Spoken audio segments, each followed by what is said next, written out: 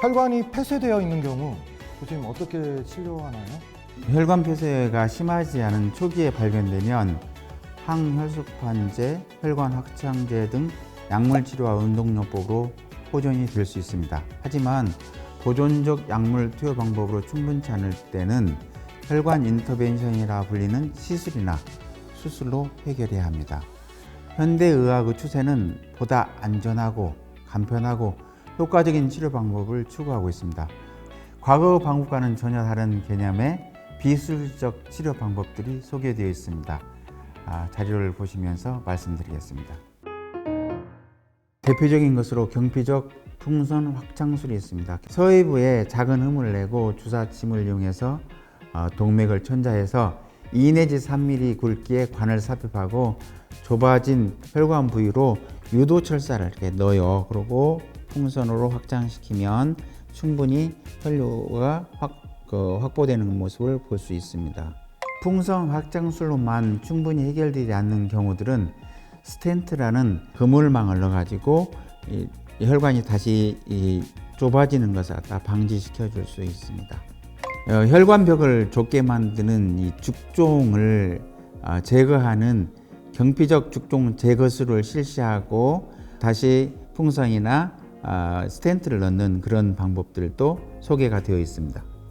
병변 부위에 따라서는 시술 방법이 충분하거나 부적절한 경우도 있는데 이러한 경우에는 수술과 인터벤션을 같이 시행할 수 있습니다. 시술 전에 혈관을 노출시켜서 비유된 내막을 절제하고 이게 패치를 붙여서 혈관을 봉합한 후에 시술을 갖다가 계속 시행하는 경우들이 있습니다.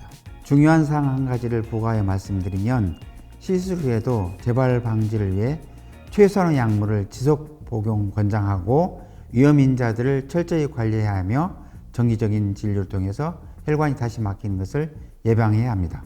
동맥은 팔다리에 이르면 많은 가지들을 내게 되고 이 가지들은 각각의 고유 영역에 있다가 혈류를 공급하게 됩니다. 혈관이 막힌 부위의 피부나 조직에 문제가 일어나기 때문에 해당 부위의 혈류 개선이 필요합니다. 시험료를 통해서 이해를 돕도록 증려 몇 개를 보여드리겠습니다. 무릎 언저리에 혈관 분지는 3개가 나옵니다. 수술 전이고 수술 후인데 수술 전에는 한 가닥의 혈관밖에 안 보이는데 그냥 시술 후에 우리가 2가닥의 혈관을 갖다 확보를 할 수 있었습니다. 두 번째 사례인데요. 여기는 대부분 혈관들이 막혀 있는 모습을 볼 수 있고 시술 후에 혈관들이 3개가 다 명확하게 뚜렷하게 보이는 것을 볼 수 있습니다. 발 언저리에서는 이 혈관이 아취를 형성해야 되는데 수술 전에는 아취가 보이지 않는데 시술을 통해서 우리가 아취를 형성할 수 있었습니다. 시술 전에 이미 조직 괴사가 일어나 있는 경우에는 막힌 혈관에 대한 시술을 선행해서 실시하고 절단해야만이 상처가 나을 수 있습니다. 그렇지 않으면 괴사 부위가 점점 올라가서 무릎 언저리까지 위협하게 됩니다. 이번에는 만성 신부전에 관해서 센터장님 말씀을 듣고 싶은데요. 최근에 만성 신부전 환자가 많이 늘고 있다고 하는데 어떤가요, 센터장님? 인구 고령화로 인해서 노인 인구가 많아지고 현대인들은 많은 위험인자로부터 신장이 위협받고 있고 이로 인해서 신장 기능이 망가져 혈액투석에 의존해서 살아가는 환자분들이 많이 늘었습니다. 무려 9년 동안 120%가 증가했다고 하는데 저 역시 현장에서 체감할 수 있을 정도입니다. 그래서 그런지 많은 분들이 투석로 관리에 대해 궁금해 하시는데요. 투석로는 어떻게 관리해야 하며 주의할 점은 어떤 것들이 있을까요? 투석로라는 것은 신장 부전증 환자들에서 혈액을 걸러내는 데 이용되는 혈액투석관 혹은 동정맥류를 말합니다. 만성 신부전증 환자들에게 투석로는 생명선에 해당됩니다. 혈액투석로가 문제가 발생한 경우 신체적, 정신적 고통뿐만 아니라 해결을 위한 비용 및 시간이 많이 소요되기 때문에 관리가 매우 중요합니다. 우선 투석로를 잘 만드는 것이 대단히 중요합니다. 한번 시작하면 거의 평생을 투석하면서 살아야 하므로 장기적인 계획하에 신체 어느 부위 혈관을 이용할 것인지, 어느 부위에 만들 것인지, 자가혈관 또는 인조혈관 중에서 어느 것을 사용할 것인지를 선택해야 됩니다. 나아가 지속적으로 관리를 잘 해서 투석로가 오래오래 막히지 않도록 해야 합니다. 몇 가지 요령을 알면 자주 막히는 것을 피할 수 있습니다.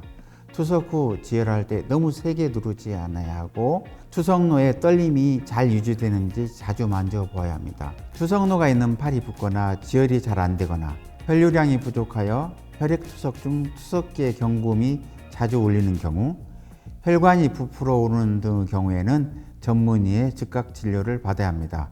센터장님의 소중한 말씀 감사합니다. 센터장님, 이번에는 시청자들의 사연을 준비해봤는데요. 무슨 사연이죠? 이대리가 간다! 코너 속의 코너! 상담 시간을 좀 준비해봤는데 센터장님 괜찮으시죠? 당연하죠. 첫 번째 사연입니다.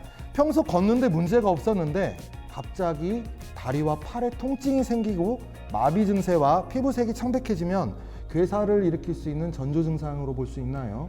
평소 보행에 문제가 없으셨다면 만성 동맥 폐쇄보다는 급성 동맥 폐쇄 질환을 의심해야 합니다.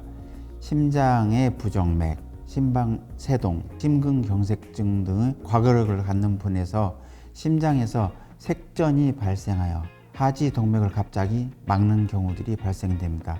이런 경우에는 즉시 응급실에 내원하여 정확한 진단과 치료를 받아야 합니다. 골든타임을 놓치면 절단의 위험성은 물론 생명이 위험한 지경에도 이를 수 있습니다. 첫 번째 사연자분 부디 빠른 진료받으러 오셔야 되겠습니다. 대자인병원으로 오세요. 자, 두 번째 사연입니다. 당뇨병 환자인데 다리 괴사가 있는데 어느 진료과에서 진료를 받아야 될까요? 당뇨가 오래되어 당뇨족이 발생된 경우 운동신경계 이상, 잔류신경계 이상, 발 모양의 뒤틀림, 동맥폐쇄 등의 여러 가지 원인에 의해서 발생되므로 우선 동맥폐쇄 유무를 판정받아야 하고 아닌 경우에는 혈관에 대한 치료보다는 보존적으로 치료해야 합니다. 대부분 신경통이 심한 상태이기 때문에 적절한 통증 치료와 면역력이 약해진 상태에서 감염에 대한 철저한 관리가 필요합니다. 따라서 혈관 문제가 있을 경우에 여러 과의 협진을 통해서 종합적인 접근이 필요합니다. 네, 세 번째 사연입니다. 1년 전에 이미 절단을 하였는데 다시 재발되어 재절단을 하는 경우도 있나요? 혈관 폐쇄 질환의 치료 목적은 사지 보존이 우선이고 양발로 걷게 하는 데 있습니다. 부득이하게 절단하게 된다면 절단 범위를 최소화하고 절단 후 상처 치료가 잘 나을 수 있도록 혈류 개선을 시키는 치료를 해야 합니다. 일단 상처가 나으면 혈관이 다시 막히는 경우라도 대부분 괴사가 재발하지 않는 것으로 되어 있습니다.